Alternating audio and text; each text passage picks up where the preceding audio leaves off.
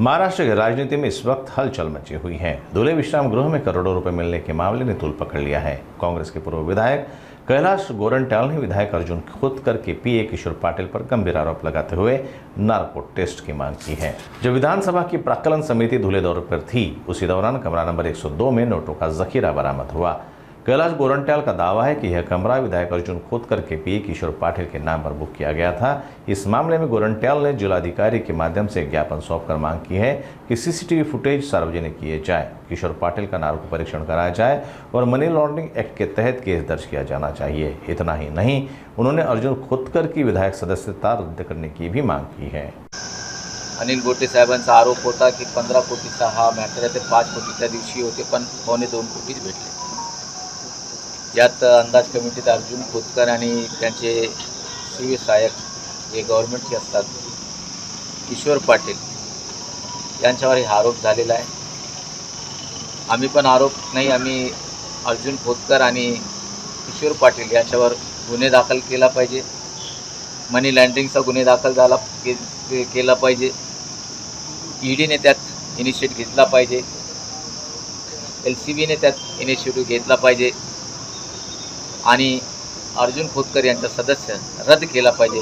यासाठी आम्ही एक निवेदन कलेक्टर साहेबांना दिलं।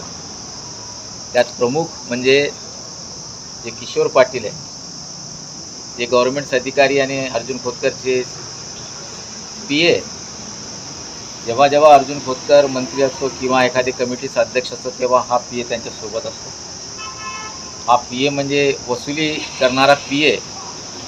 या वसुली करणाऱ्याने गेल्या कित्येक वर्षापासून खोतकरसोबत काम केलं आणि किती पैसे खोतकरला जमा करून दिलं, म्हणून त्याचे नार्को टेस्ट करा ही आमची प्रमुख मागणी आज दिलेली आहे। 15 तारीख ते ज्या दिवस हा प्रकरण घडला त्या दिवसापासून जे सीडीआर असतात किशोर पाटीलचे आणि अर्जुन खोतकरचे, ते सीडीआर गव्हर्नमेंटने पब्लिकच्या समोर आणावे हे विनंती आम्ही केले। आणि ते धुल्यामध्ये जे सीसी कॅमेरे लावलेले आहेत, जे 5-7 दिवस जे किशोर पाटील थांबलं, ते सीसी कॅमेरेचे फुटेज पब्लिकमध्ये किंवा आम्हाला द्यावे, कारण या तपासमध्ये योग्य आम्हाला सहकार्य भेटेल आणि याची जर SITने इन्क्वायरी केली तर त्यालाही यात मदत होईल। आणि आमची विनंती आहे सन्माननीय देवेंद्र फडणवीस साहेबांना की आपली प्रतिमा फार चांगली आहे, आपल्याबद्दल लोक चांगला मत व्यक्त करतात। आपण जे दोषी असेल, जे कल्पित असेल आणि ज्यांच्या इशाऱ्याने पैसे गोळा झाले, या लोकांची हकालपट्टी आपण करावे। पार्टीचा किंवा सहयोग पार्टीचा म्हणून त्याला देऊ नका, तुमची फार चांगली प्रतिमा आहे। आणि या अर्जुन खोतकरचे फार मोठे प्रकरण या जालना शहरात आहे। त्यात मी काल बोललो आहे सर्व पत्रकारांना, आणि त्यांचे जे चेले चपाटे त्यांचे फार मोठे प्रकरण आहे।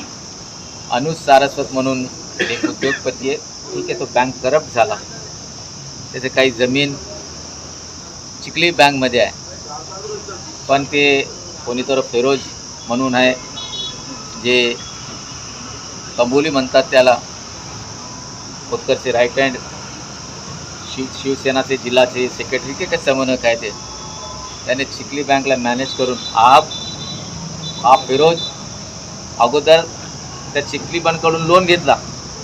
ज्या माणसाने लोन घेतला त्या माणसाने बँकात घाण ठेवलेली वस्तू घेत नाही, तरी घेतल्यानंतर त्याला 15 दिवसात पैसे भरावे लागतात, आणि 15 दिवस न भरता 1 महिन्याची मुदत त्या बँकेने दिली, आणि बँकेने जे उलटा सीधा केला त्याबद्दल आम्ही बँकेला विचारणार आहे।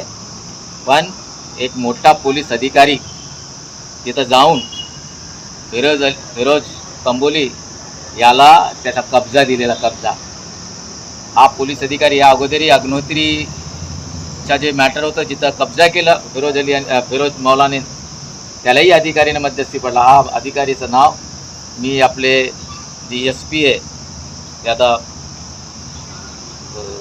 मला सुट्टीवर आहे, त्यांना नाव दिलेलं आहे। जर असा मोठा अधिकारी, पोलीस अधिकारी गुंड्या लोकांना जर सेटलमेंट करून किंवा त्यांना जगा देत असेल, ही फार गंभीर गोष्ट आहे। या प्रकरणी मी सन्मान्य मुख्यमंत्री देवेंद्र फडणवीसला सांगणार।